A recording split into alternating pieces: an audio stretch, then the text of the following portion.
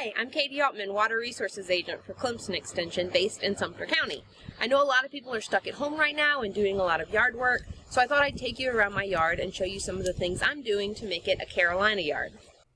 Carolina Yards is a Clemson Extension program that seeks to work with residents in creating healthy, watershed-friendly landscapes. You can learn more about Carolina Yards by visiting clemson.edu/extension/Carolina Yards.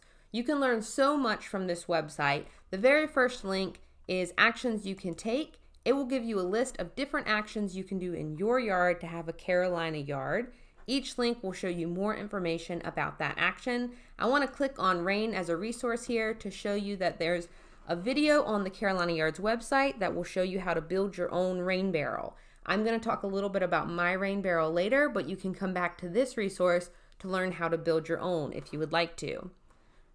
Back at the main Carolina Yards page, you can also click on Certify Your Yard, where you can download the Carolina Yards scorecard, and that will allow you to check off which activities you have done in your yard, and it will automatically tally up your total. If you get at least a 36 down here at the bottom, you have a Carolina yard, and you can follow these instructions at the very bottom of the form to certify your yard.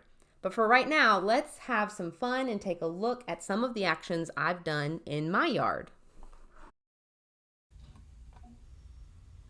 One of the Carolina Yard actions is to remove invasives, and the back of my yard is covered in English ivy, which is an invasive species that grows really rapidly and crowns out native species.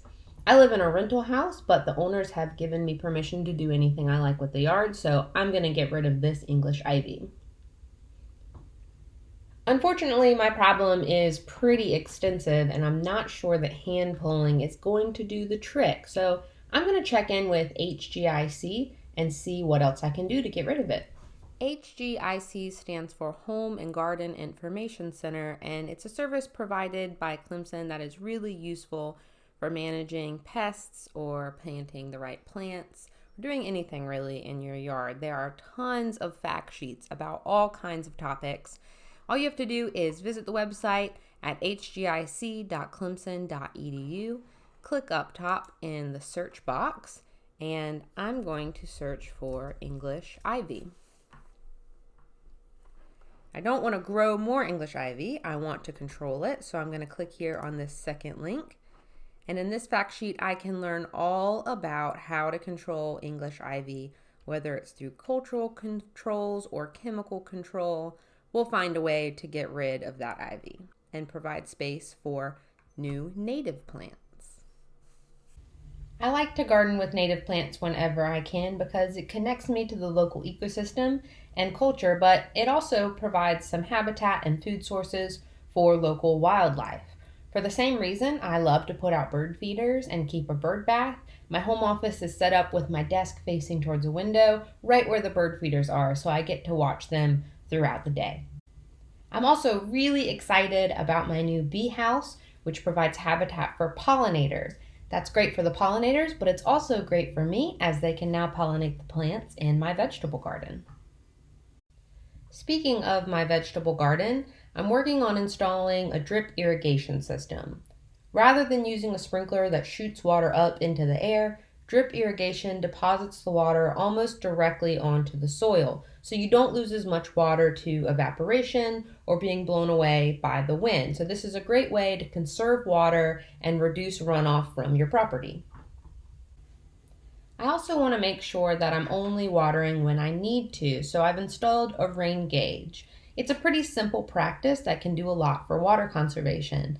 The basic concept is that it's a vessel that captures rainwater. I can go out and check to see if I've had enough rain or if I need to go ahead and water my garden. Last but definitely not least, I've installed a rain barrel to use rain as a resource. I'll be using my rain barrel mostly to water some of my potted plants, indoor and outdoor, as well as washing things off like gardening equipment. Now, I don't have gutters and a downspout, so I'm using a rain chain to help direct some rainwater into my rain barrel. Rain chains work by giving rainwater a surface to cling to and run down when it flows off of your roof, and it will help direct more rain into your rain barrel than just from sheet flow directly off of the roof. In addition to being useful for getting rain into your rain barrel, I also think rain chains are just cute, especially this one with its little upside down umbrellas. Eventually, I plan on painting my rain barrel with umbrellas too, so this will almost be like a little piece of yard art that's useful. It's important to choose a good location for your rain barrel where it will actually be used.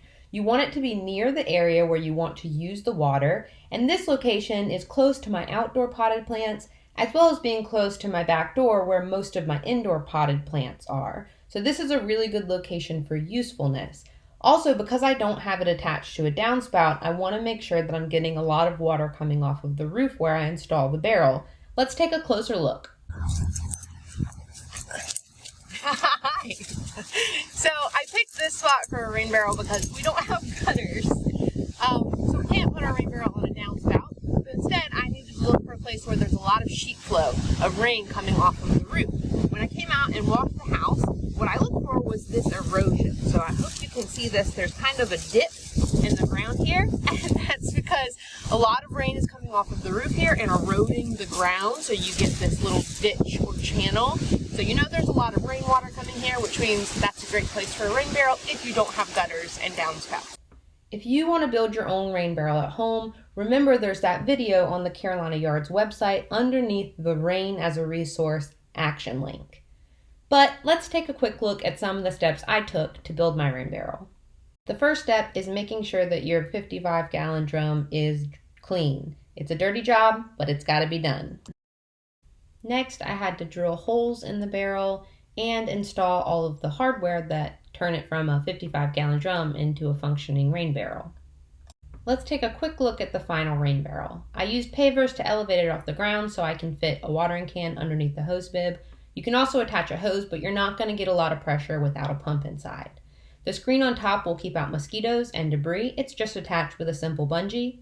And the overflow hose will direct any excess rainwater away from the rain barrel, hopefully to a planted area.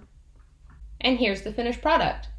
I hope you enjoyed seeing some of the Carolina Yards actions I'm putting into effect in my yard, and I hope you join me by doing some Carolina Yard projects of your own. Don't forget to check out some of the online resources I mentioned, like the Carolina Yards website, as well as the Home and Garden Information Center website.